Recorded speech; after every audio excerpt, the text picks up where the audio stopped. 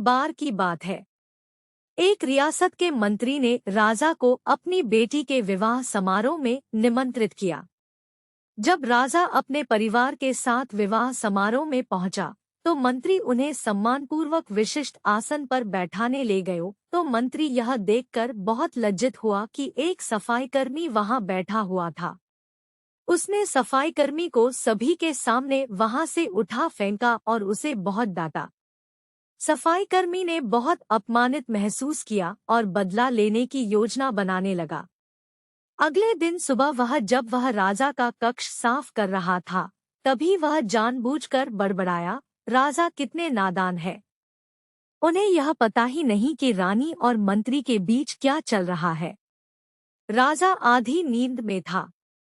यह क्या बकवास कर रहे हो? उसने पूछा। महाराज, मैं पूरी रात सो नहीं पाया। मैं तो नींद में बड़बड़ा रहा था, सफाईकर्मी जवाब में बोला। हालांकि उसकी बात सुनकर राजा के मन में संदेह के बीज पड़ गए थे।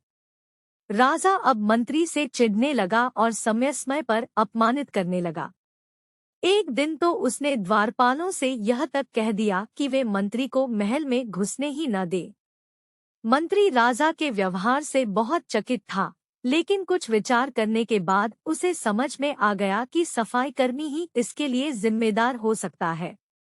मैंने उसका अपमान किया था और उसी का उसने बदला लिया है। अब मुझे उसे दोबारा प्रसन्न करना होगा, तभी वह राजा की निगाह में मेरा सम्मान दोबारा दिला सकता है, मंत्री ने सोचा।